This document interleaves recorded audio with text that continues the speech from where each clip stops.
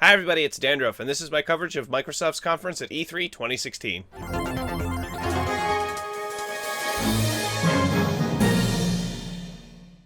The whole show starts off with showing the Xbox One S model. It's 40% smaller, white, covered with a hole pattern, will contain up to a 2TB hard drive. The power supply is actually inside the system, much like the PS4. Love this part. No more lugging around a power brick.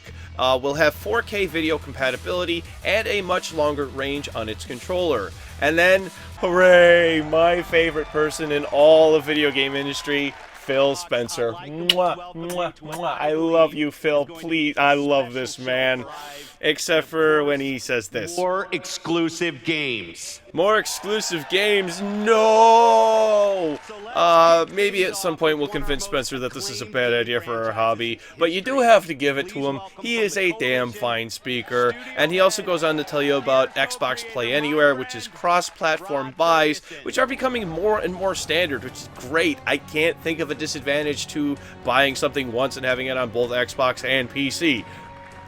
It's amazing. It's great. Please, let's keep doing it. It's actually shown in a lot of these games. So first we show off a co-op demo for Gears of War 4. It's kind of weird having the voice actress on stage as well as seeing her on screen. I don't know. It kind of was weird for me. She's playing herself in a video game with aliens and crazy stuff going on. I don't know, too real for me. There will be two-player objects for people to interact with, two-player objectives that you'll have to both do the same thing or interact with to get a task done. Like for instance, one person launches a catapult, the other one shoots the bombs that are launched. You'll need two players to open a door. He finds a gun that launches saw blades.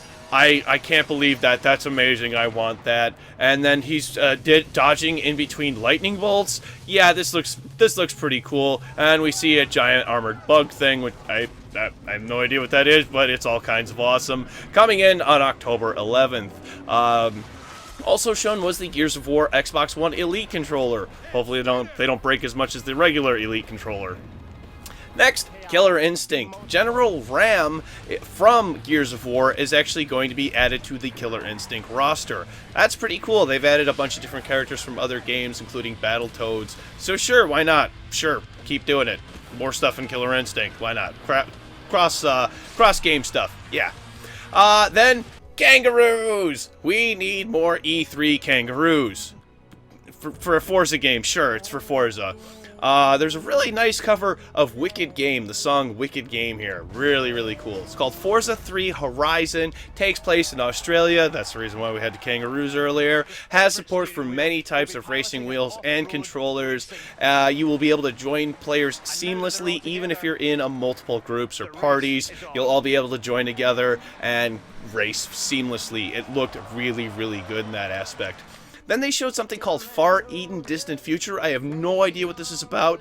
Robotic animals and stuff, very hyper-stylized, has elements of 3D platforming in it. It's also a survival game of sorts. Really didn't say much more about it, but I am super duper interested in this one, and I want to know more. I'm not even sure if that was the name of it. I think it may have been a different game, actually. Then, Final Fantasy 15, they show the Trial of the Titan mission, which looked like a futile attempt right from the get-go to take down a giant monster. But in the end, hey, that's Final Fantasy, right? They take it down. There's going to be a lot of real-time elements along with QTEs, which, you know, pretty standard for Final Fantasy. Then they're showing off an Ubisoft game. The Division! Yay! The Division Underground, which will contain randomly generated missions and is coming on June 28th. On to Battlefield 1?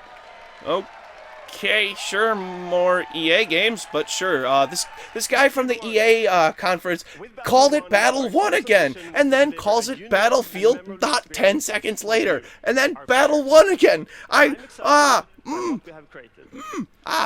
October 21st, Battle 1 is coming in. Battlefield 1, I'm sorry.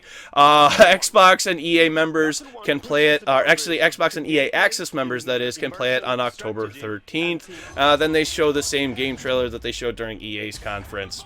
Yay, whoop-de-doo.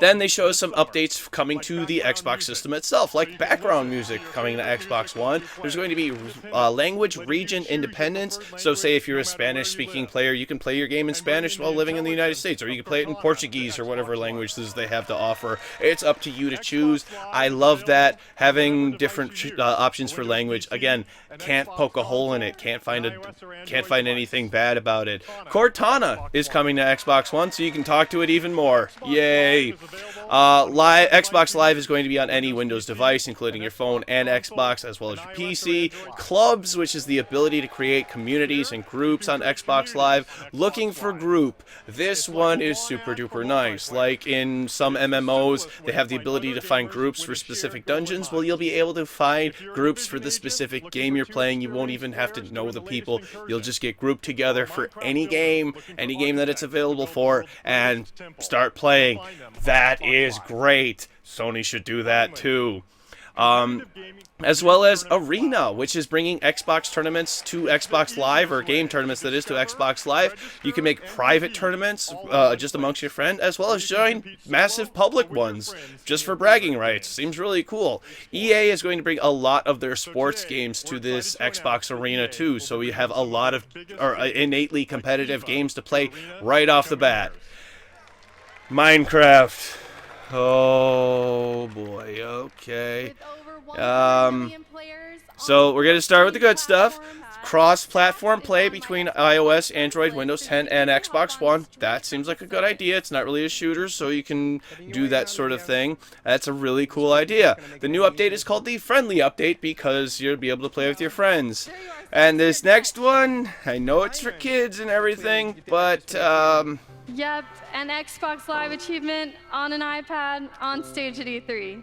Okay, yes, yes. great coming back to my realm That's technology. That's how technology works. Have you been here long? Just stop, okay? The guy speaking with the VR headset also seemed really fake. I was really worried about him falling over while he was standing up and looking around with the headset on. That didn't seem safe to me. He didn't really move around very much in-game or out of game. It didn't really seem very much. I just wanted this to be over by this point, and it just kept going on. If you don't actually see him moving around in VR, it's like an action figure with no moving parts. It's kind of cool to look at, but you don't really see how it works, and it's not really fun to interact with. Just, could we please let this be over? Nice shot. Thanks. Let's get out of here. Nice shot. Get out of here. Get out of where? It's your server. You said that. And you said that after you put down the gamepad. Alright, well, Minecon is coming in September, so this is the cringiest thing till then.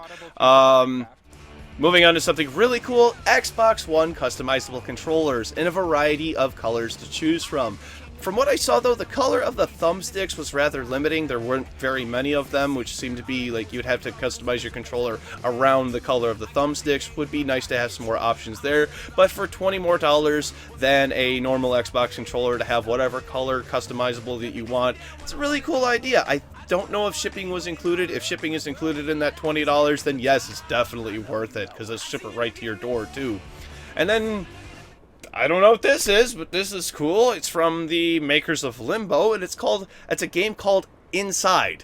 Not really much said about it, just a creepy, ominous trailer. The atmosphere is laid down, but it's coming on June 20th. Also, too, Limbo is free on Xbox One for everybody. Cool. Go play Limbo. It's a great platformer puzzle game. Wonderful. Then they showed a clip show of different games coming to Xbox, including Cuphead, which I'm really interested in, Outlast, Deliver Us to the Moon, Flint Hook, Far, Slime Rancher, Shadow Tactics, Blade of the Shogun, Figment, The Culling, For the King, Beacon, Stardew Valley, Hand of Fate 2, Below, Raider of the Broken Planet, Bloodstained, Ritual of the Night, Yooka-Laylee, Everspace, a huge lineup of games. And then, Ark Survival Evolved. Didn't think that would show up, but apparently, if you bought Ark Survival Evolved on Xbox One, you retroactively get cross-buy for it, so you'll have it on Windows 10 PC too. Wish Steam would do that. Okay. Then, We Happy Few. This game looks amazing. This is super spooky, and I have to have this. This may be a walking simulator story-driven game. It's super duper creepy. The citizens take a drug called joy, and it makes them live in this euphoric state, and they actually see things differently. The main character decides to go off of his meds, and that angers the rest of the town, and they chase after him and try to catch him. Everyone has these really creepy white faces, as you can tell. It's super spooky and available on Xbox Preview July 26th. It's also coming to Steam too.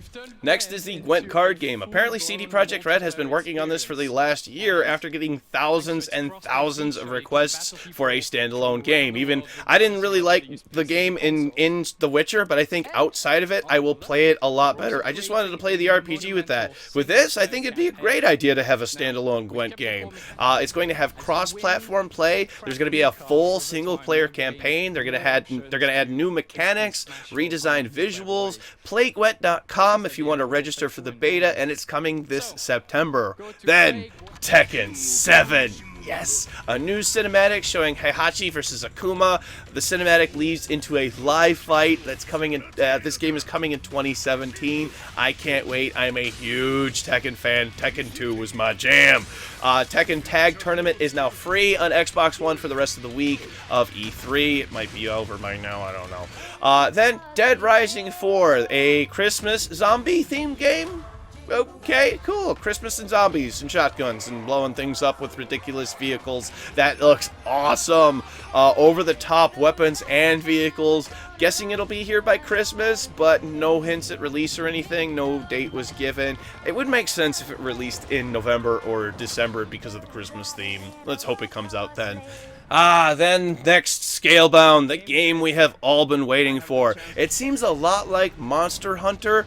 They show off a boss fight, which is fighting a gigantic armored spider. The protagonist has a dragon arm, which I'm really interested in knowing why. I'm guessing that's the whole foundation of the beginning of the game and everything.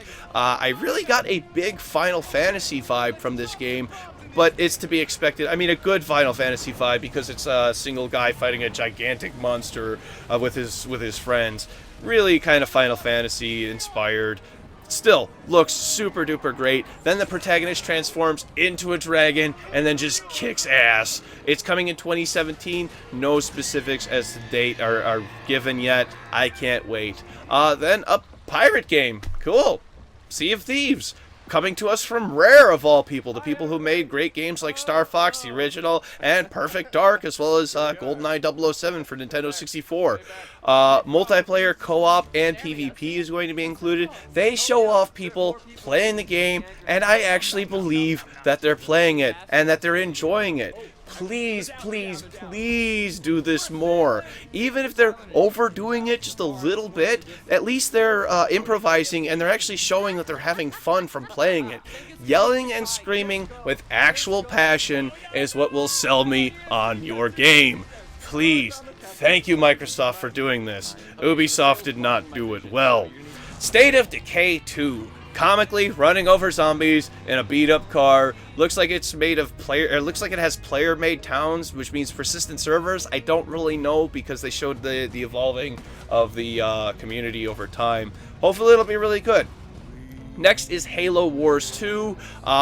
When I see dropships coming in, I'm totally interested, especially when they're used offensively like this, going through giant machines and stuff. Mwah, love it. Please give me more. It's coming on February 21st, 2017, and we'll have cross-platform buy. The beta is available on Xbox One right now, so if you have an Xbox One, go play it.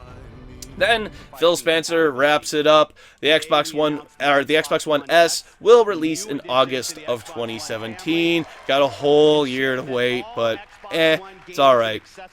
I really, really liked this. I really, really did. Phil Spencer remains my favorite person in the entire video games industry, and the Xbox One S actually looks like it's going to be a pretty decent gaming machine. I really appreciate the real gameplay feel from Sea of Thieves, which makes me even more interested in it. I really wasn't that interested until I saw them having a lot of fun with it. It looks like I would have a super amount of fun with it. It looks great. And hopefully next year's Minecraft presentation won't be so goddamn dorky.